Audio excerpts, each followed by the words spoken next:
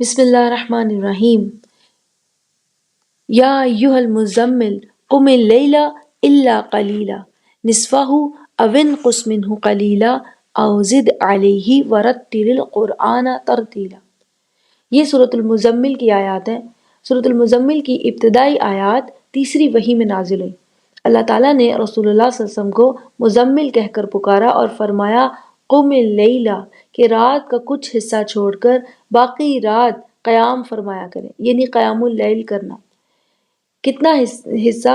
اللہ تعالیٰ نے فرمایا نصفہ او انقص منہ قلیلا او زد علیہ، آدھی رات یا ایک تہائی رات یا دو تہائی رات۔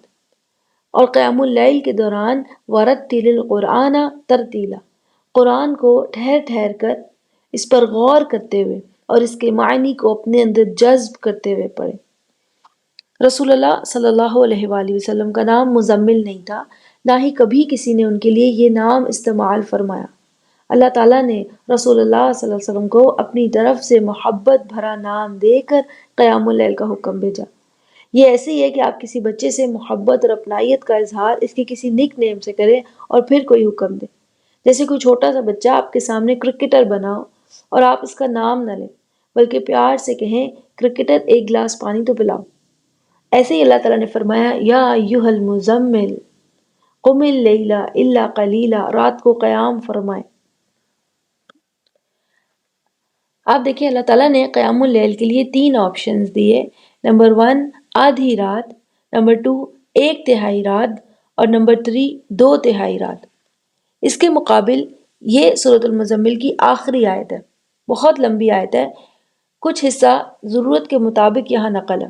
یہ آیت بہت سال بعد جا کر نازل ہوئی۔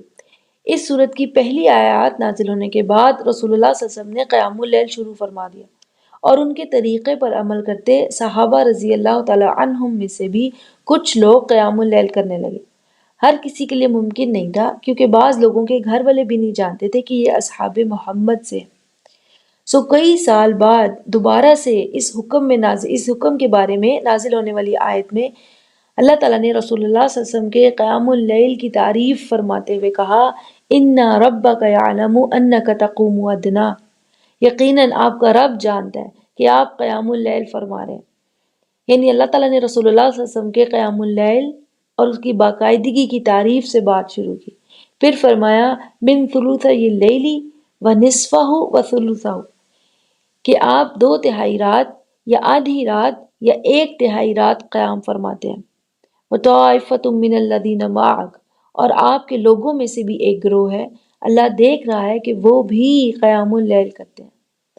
اب آتے ہیں اس آیت میں چھپی ایک خوبصورتی کی طرف۔ اللہ تعالیٰ نے شروع کی آیات میں جو حکم دیا اس میں سب سے پہلے آدھی رات، پھر ایک تہائی اور پھر 2 تہائی کا ذکر ہے۔ مگر جب رسول اللہ صلی اللہ علیہ وسلم کا عمل بیان فرمایا تو بہت سال بعد نازل ہونے والی آیت میں اللہ تعالیٰ نے فرمایا آپ کا رب جانتا ہے کہ آپ 2 تہائی رات، کبھی آدھی رات اور کبھی ایک تہائی رات قیام فرماتے ہیں۔ یعنی اللہ تعالیٰ کے نازل کردہ حکم میں 3 آپشنز تھے۔ رسول اللہ صلی اللہ علیہ وسلم نے عمل کرتے سب سے لمبی اور سب سے آپشن کو سب سے زیادہ اختیار فرمایا۔ اسی لیے جب تعریفی کلمات نازل ہوئے تو اللہ تعالیٰ نے 2 تہائی کا ذکر سب سے پہلے فرمایا۔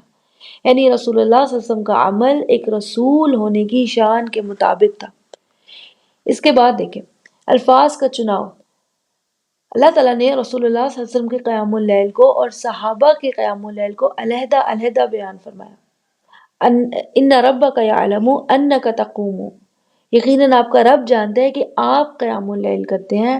وطائفۃ، اور ایک گروہ بھی ہے آپ کے لوگوں کا جو قیام اللیل کرتا ہے۔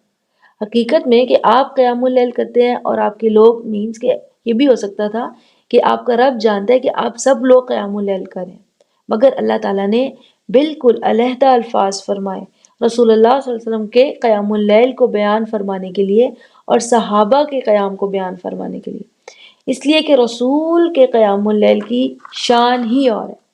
جیسے اگر ہم آج نوافل کا اہتمام کریں تو صحابہ کی خاک کے برابر بھی نہیں، رضی اللہ تعالیٰ عنہم، ان کا مقام بہت اونچا ہے، اسی طرح اللہ تعالیٰ نے رسول کے قیام اور امت کے قیام کے لیے علیحدہ علیحدہ الفاظ استعمال فرما کر بتایا کہ رسول کی حیثیت اور ان کا عمل امت کے عمل سے ایک الگ ہی شان رکھتا ہے۔